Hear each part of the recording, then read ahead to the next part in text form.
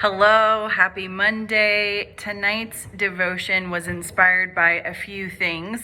The first was when my friends Matthew and Daniel came to visit a few weeks ago. We went to Yellowstone National Park and we stayed at a place that had giant Jenga blocks. I don't know if you've ever played giant Jenga.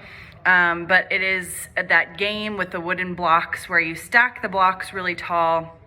And then the point of the game is to take turns slowly choosing just the right block to remove while keeping the tower standing and intact. The first few rounds were pretty easy, but as the blocks continue to be removed, the chances of the tower tumbling increases. And we actually had a very long game of giant Jenga, which was very nerve-wracking because the people that we were staying around in our little campsite area were watching us and cheering us on.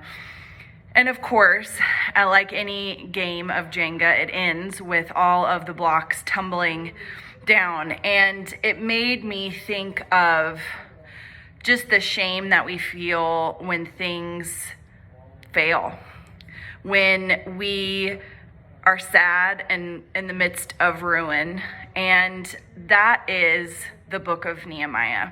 Not a lot of people know a lot about the book of Nehemiah, but my friend Amy and I were chatting about what we were reading in scripture, and Amy was reading the book of Nehemiah. And so we started talking about it and kind of what the big overview is of the book. And it really did inspire me to not just want to do a devotion on Nehemiah tonight, but maybe do a devotion on Nehemiah for a couple of evenings. An overview on Nehemiah, in case you need a little bit of a refresher, is basically it's in year 444 BC.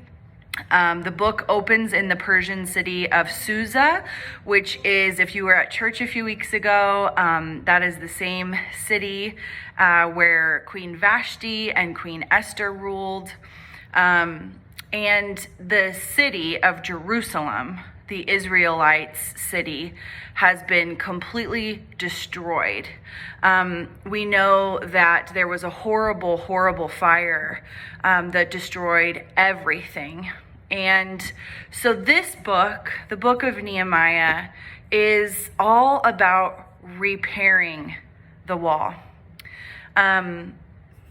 It's so interesting because we see things in our life and we have projects in our life or dreams that we have, goals that we have, maybe even physical manifestations of books and churches, and not everything works out the way that we hoped it would.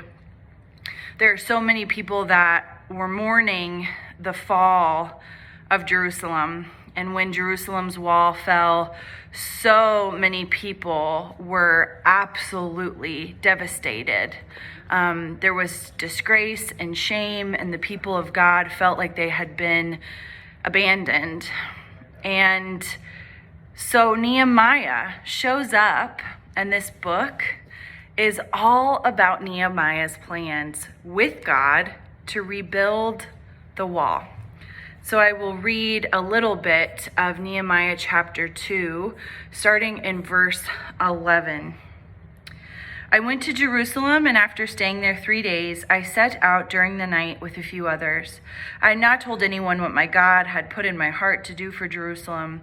There were no mounts with me except the one I was riding on. By night I went out through the valley gate towards the Jackal Well and the Dung Gate, examining the walls of Jerusalem, which had been broken down, and its gates, which had been destroyed by fire. Then I moved on towards the Fountain Gate and the King's Pool, but there was not enough room for my mount to get through. So I went up the valley by night, examining the wall. Finally, I turned back and re-entered through the valley gate. The officials did not know where I had gone or what I was doing, because as yet I still had nothing to the Jews or the priests or the nobles or the officials or anyone else who would be doing the work.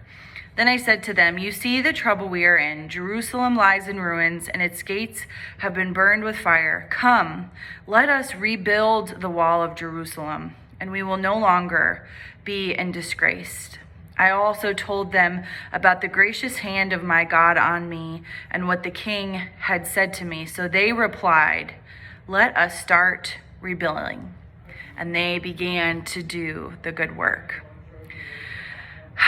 I am excited to spend some time in this book because I feel like we all know what it means to actually make that step of courage, of defiance, of strength, and rebuild. To rebuild in our relationships, to rebuild in our careers, to rebuild our lives. And I think there is a lot of rebuilding that we need to do as people, as Christ followers, as a nation, after and in the midst of COVID-19. And so for me, I want to encourage you tonight that it is never too late to rebuild. No matter how hard and just terrible things might seem, no matter how many ruins you feel like you are standing in the midst of, God is a God of restoration. God is a God of restoration and rebuilding. It is never too late to turn things around, to decide that you are going to stand up and rebuild. I wanted to just end with this beautiful quote by Caitlin Wernett. When we fear destruction and are anticipating all the ways we could mess things up, God has already planned restoration. Where we stand in ruin, God sees new creation. We unfortunately have a hard time remembering this truth when we're in the midst of painful circumstances. But the reality is, rebuilding is never an afterthought to God. Restoration and redemption are God's priority. By his mercy, we are able to participate in the restoration plan. Nehemiah trusted the good work God was doing through him even when he couldn't envision the final product. And he knew that the God of heavens would grant him success.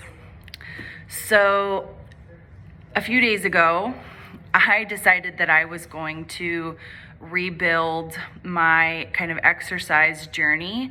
I have been all over the place since COVID. I wasn't at the gym, I was running, I was doing my treadmill, I fell off that, and I just wasn't feeling like myself. And so I started going to the gym that I went to before the pandemic, and it has been so wonderful just coming back after 18 months of being away.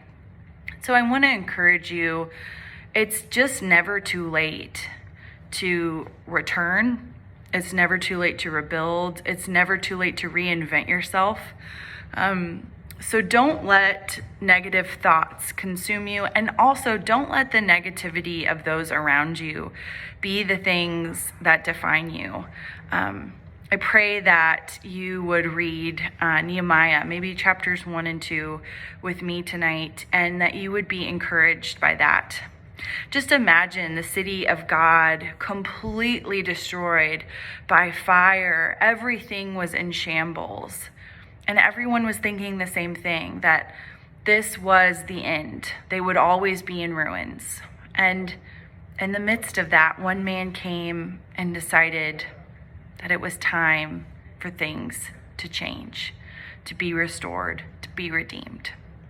So, loved ones, I pray that you would start to think about those things in your own life that need to be rebuilt or repaired. And know that you are not alone in the holy work, for God is with you.